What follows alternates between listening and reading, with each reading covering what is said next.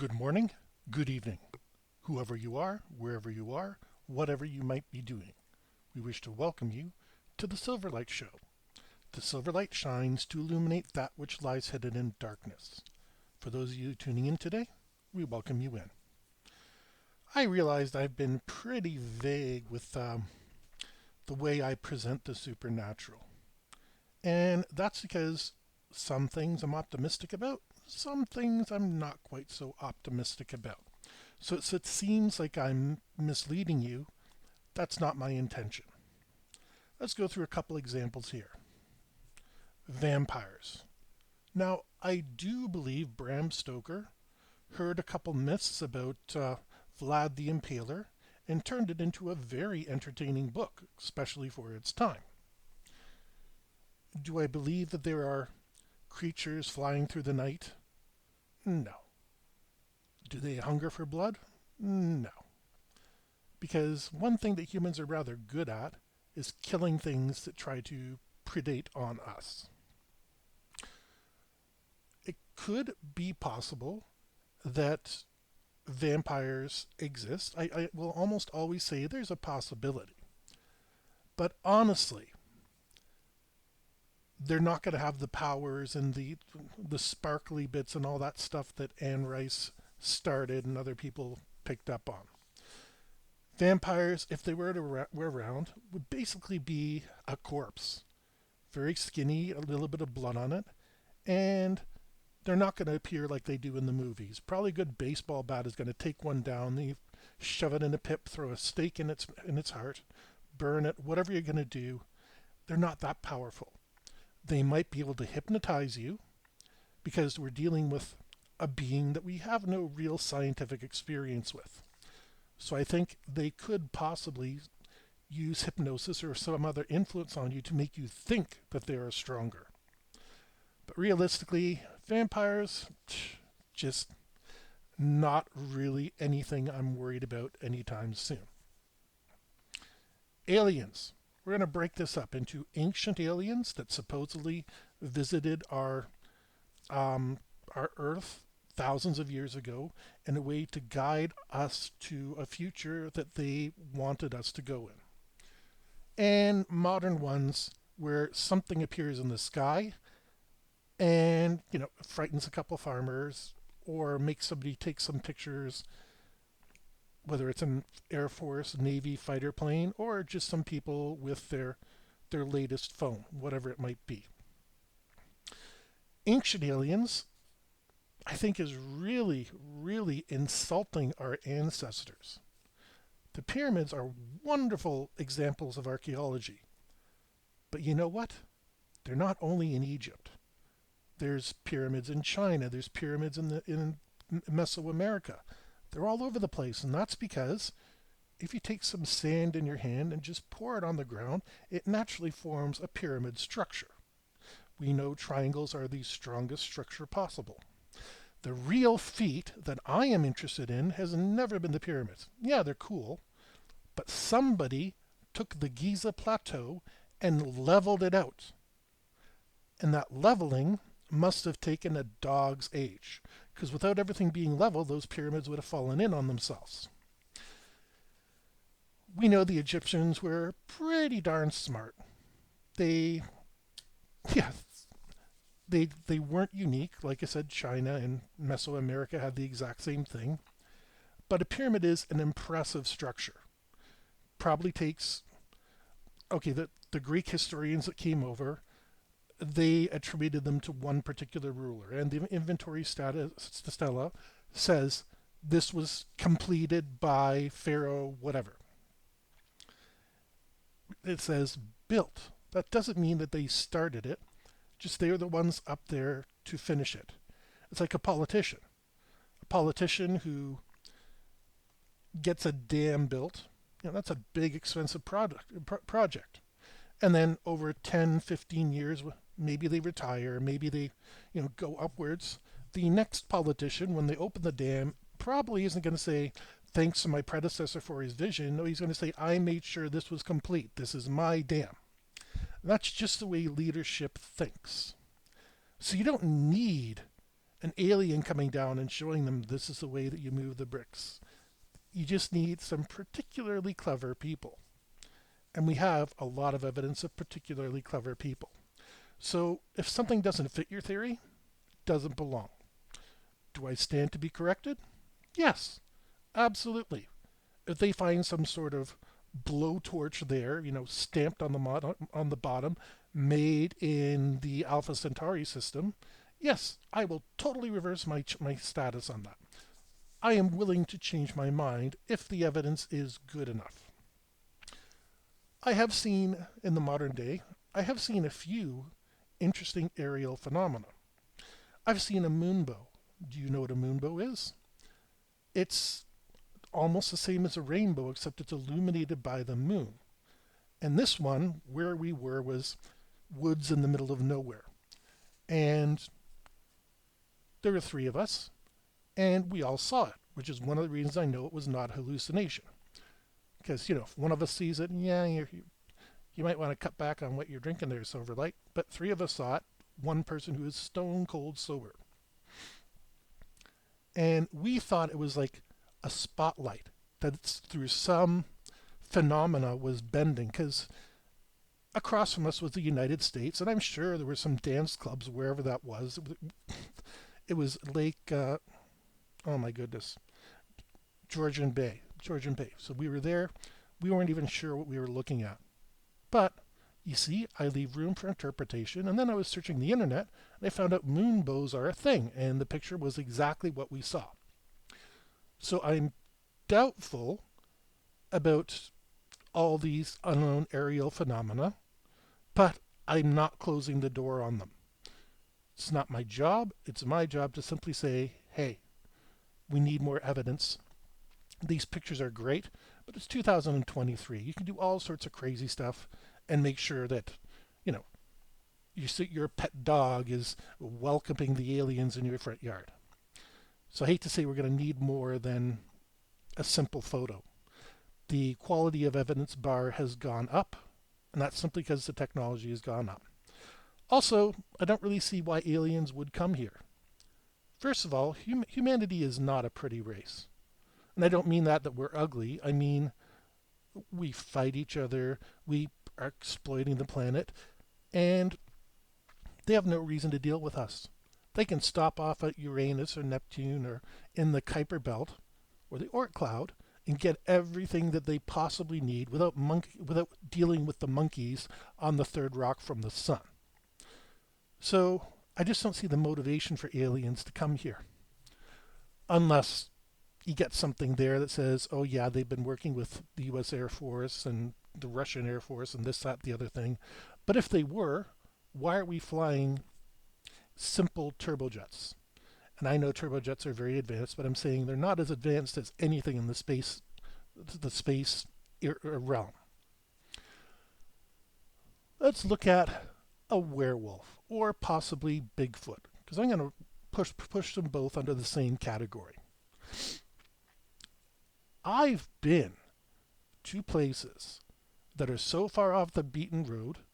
I was just telling my little girl, be careful today because the snow's out there and your usual landmarks may not be visible. I went from a 20-minute hike to a 3-hour trek to try to get home. Unless we cut down all those northern forests and make a mess of the environment, we simply need to continue collecting evidence. And I'm going to call this plausible. The reason is I don't have enough evidence against it, and there is some decent evidence that there is something out there, whether it looks like us, whether it acts like us, whatever it is. Along with UFOs, I classify werewolf as, unusual phenomena. Not even sure that they're physical. They could be popping in from another dimension. Maybe that's the way that they hop from one reality to another. And it's that simple for me. Maybe we're a part-way stop on some sort of intergalactic superhighway. No offense to Douglas Adams. But the real reason I'm talking about this today are ghosts. Now, ghosts are something, spirits, the soul, I'm going to lump them all together for ease, that I absolutely do believe in.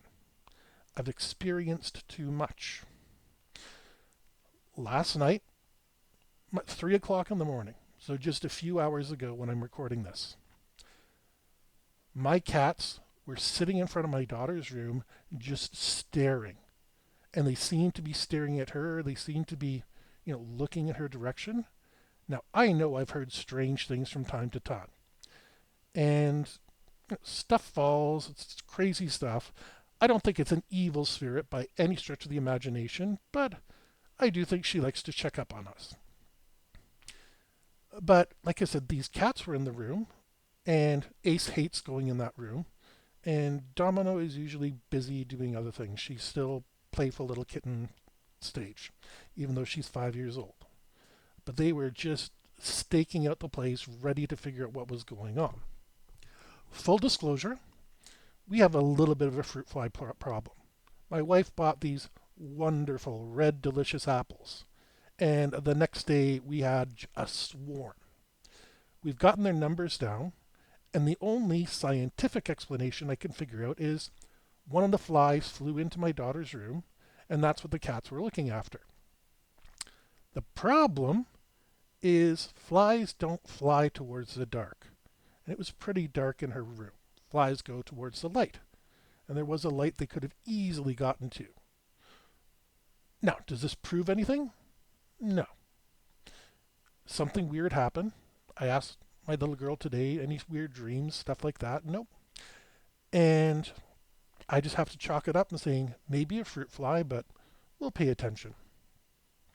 When I was in university, had a small friend group, as everybody does, and one of the ladies that I was hanging around claimed to be a psychic. Now, we were on the 5th floor, and there were no balconies, nothing. And we were doing what everybody does on a Friday night, have a drink or two and, have a good time. And she says, I can prove to you that I have psychic powers. Well, I didn't make fun of her. I'm like, okay, by all means. I am interested in what you have to say. And she, I can't say she did anything. I don't remember her closing her eyes or anything. But it's like somebody popped a firework, like one of those little black cats outside of our window. And like I said, there's no balconies. You can't throw a black cat up there. And like a bottle rocket makes an entirely different sound. I said, that's interesting. How do you do that? I said, I'll do it one more time. Bang, there it was again. This was in the 90s, so there are cell phones, but no text messaging or anything obvious. That was the mid-90s. But somehow she had managed to pull this feed off twice on demand. I can't explain it. Something happened. And like I said, there was no way for her to communicate. The first time, maybe she could have had it timed. But the second one, she didn't know. I was going to say yes, no, maybe so for another demonstration. So that's under I don't know. We live in a mystic world. We're mastering the laws of physics and science, but there's always a little bit of room for error in science. And that's not to make fun of it and say, scientists don't know what they're doing. No, they do. They're actually really good at making experiments and coming up with new ways to use our same technology to take new measurements and do new things. That's what a scientist does. Unfortunately, the paranormal doesn't really get very much funding. So while you might want to see a leprechaun, unless you can put together the funding for it and go searching in Ireland, you're going to have a hard time. And then how do you prove that leprechaun exists? My mind is open. I'm skeptical about a few things, and I'm open-minded about others. Skeptical doesn't mean I dismiss it. You showed me a vampire tomorrow and it was, exactly like Dracula in whatever movie. Hey, I'm wrong. I'm shooting blanks here with just a bit of research and the fact that, humans don't know everything. We are still creatures of the savannah. We are still worried about something going bump in the night. Because a couple million years ago, and even up to about 25,000 years ago, that could be somebody's life. And Animals look different at night. I'm telling you. You have, let's just see, what's in Africa because I want to keep this relevant. They had saber-toothed tigers and stuff. This would have been before the last flood. That's a scary freaking thing. And if it's lunging at you, it's on its rear paws, it's got its front paws in a very aggressive posture, and you're sitting there with a spear, a bow and arrow, whatever it is, that's scary. And these tales of the supernatural inform us about what it is that makes us frightened. People came to this house at night and they locked the door, and the monster was in there all along. They all come from that central fear of the unknown. I specifically chose the word unknown because, like I said, I'm not writing this stuff off, and I hope nobody else writes it off either. Now, some things like a phoenix that hasn't been seen in a couple thousand years, maybe. I'm kind of half of the opinion that humans bumped it off because we have a record of the last time it was around, and then all of a sudden it doesn't come back. Let me see. There's humans all over the planet, and we like to hunt weird stuff. That's why those idiots keep going to Africa and hunting a bull elephant because they want a trophy. So if there was a phoenix, I don't think it's still around, and judging by its life cycle, it's probably no longer a real thing. Since they were not able, well, by the time it came back to rebirth itself, there was the area had mostly turned Muslim, and they probably don't want this ritual that's celebrating a pagan fire god, whatever. That's even if it made it back.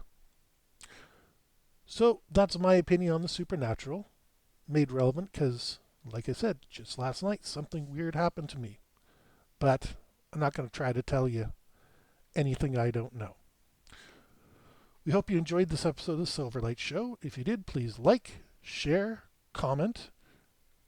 Don't forget to click the bell icon down by the comment section so that way you can be notified every time we upload a new episode.